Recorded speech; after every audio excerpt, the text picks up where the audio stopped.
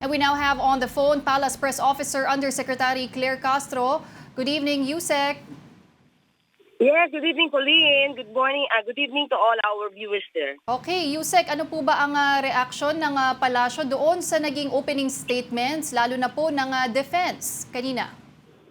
Hindi naman kataka-taka, Colleen. Ever since naman yan na ang isinisigaw ng kampo ni dating Pangulong Duterte at mukhang ina-adapt lang ng abogado niyang si Atty. Kaufman. Lumalabas kasi dito, Colleen, na walang kaalam-alam itong si Atty. Kaufman ng katotohanan. Dahil sabi nga natin, mukhang siya yung may lumalabas na siya yung may severe cognitive impairment as kumpara sa kanyang kliyente. Dahil mukhang nakalimutan niya na as early as 2017, nakafile yung kaso na yan. And at that time, Pauline, si Pangulong Marcos Jr., private citizen pa. So papaano sasabihin niya na ang purpose nito para man-neutralize ang mga Duterte or let's say the Duterte legacy. Hindi ito ang magandang depensa sa kanyang kliyente. Lumalabas dito na inaamin niya ang patayan at gina-justify lang niya ang pagpatay na yon ni dating Pangulong Duterte. At Paulina, huwag natin kalimutan ang isa sa lawyers dyan, si Silvestre Bello III. He admitted that Duterte killed somebody by throwing that person out of the helicopter. Mismong tao niya, nandiyan dyan, sa lawyer, umamin, pumatay si dating Pangulong Duterte. Mukhang hindi alam ni Kaufman yung mga ganong klaseng istorya. Kaya instead of giving a concrete evidence for his own client, he's just pointing fingers at other people para lang ma-justify yung pagpatay ng kanyang kliyente. At Yusek Castro, mukhang ang nagiging argumento kasi dito ng defense, pawang rhetoric lang naman ang mga public pronouncements ng dating Pangulo na they were taken out of context at wala namang intent si former President Duterte na pumatay doon sa kanyang war on drugs. Ano pong reaksyon ng palasyo doon? Hindi, sa atin lang, siyempre, ito ay kanilang mga diskusyonan yan. Ang Pangulo naman at ang Ehekutibo ay hindi tayo makikialam kung anong argumento nila dito. Huwag lang nilang idadamay ang pangalan ng Pangulo dito at magsisinungaling sila. Kung ang argumento niya, pamumulitika ito, definitely not on our part, not on the part of the President. And kung sinasabi niya na taken out of context, maybe he should have reviewed all the admissions made by his own client under oath. It was done under oath before the Senate and before the House of Representatives. Ang daming mga admissions dyan. And even before the media and journalists, ang daming inadmit ng Pangulo. He should have studied them so that mas maganda ang kanyang depensa. Kanina, Yusek Claire, may nabanggit itong si Atty. Kaufman ng alleged phone call. Sabi niya na one of the parties was boasting about how he was acting as the silent partner of President Marcos, managing a scheme to funnel witnesses to the court, all the while ensuring that he could guarantee President BBM's plausible deniability. Ano po bang masasabi niyo po doon? Alam mo si Kaufman na nagiging source lagi na ng fake news yan. So, walang katotohanan yan. Ang mahirap magbintang, prove niya. Attorney pa naman siya. So, wala pong knowledge to any of this phone call na ina-allege po ng abogado ni dating Pangulo? Ni dating Pangulo?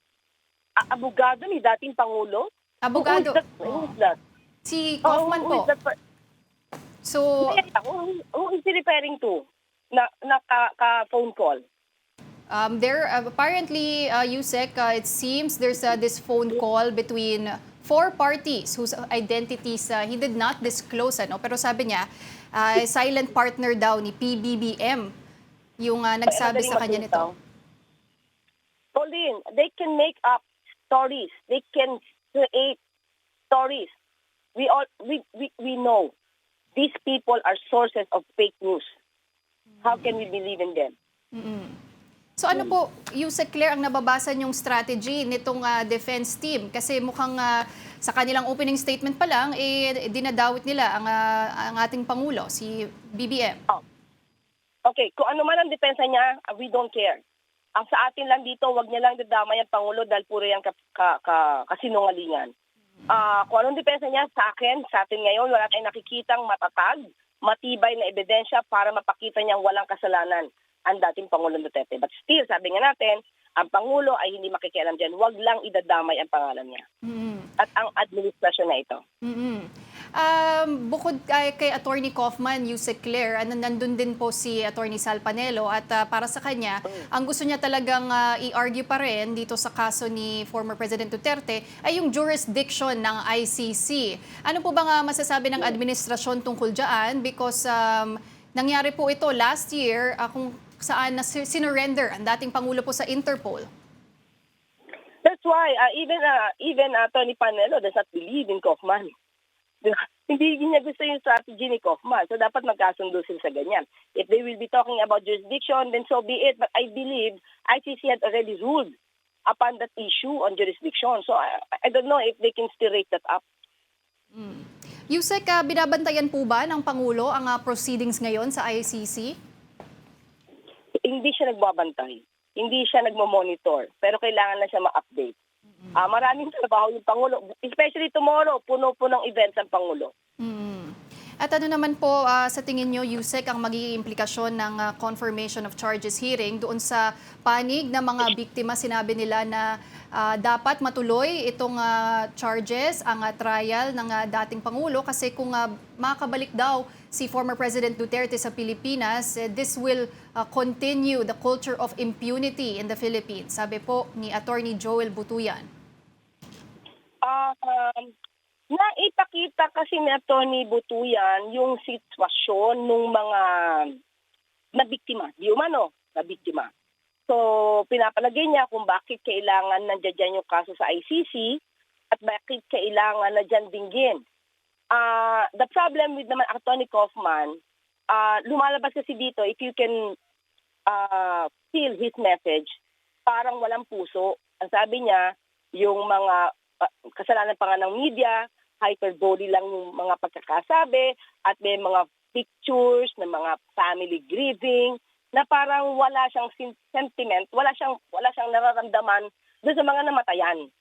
So tingin ko talaga dapat dito mapakita rin sa taong bayan kung ano yung sitwasyon ng mga di umanong biktima. Both sides dapat makita natin. Kasi ang nakikita natin, karamihan ngayon, sa mga nagte-take ng discussion dito, parang puro rights ng akusado yung nakikita at nabibinig, especially sa mga social media. But yung nararamdaman ng mga kababayan natin na di umanong biktima, ang mga kamag-anak nila ay hindi namatay, kundi pinatay, mukhang na-bring up yun ni Atty. Butuyan.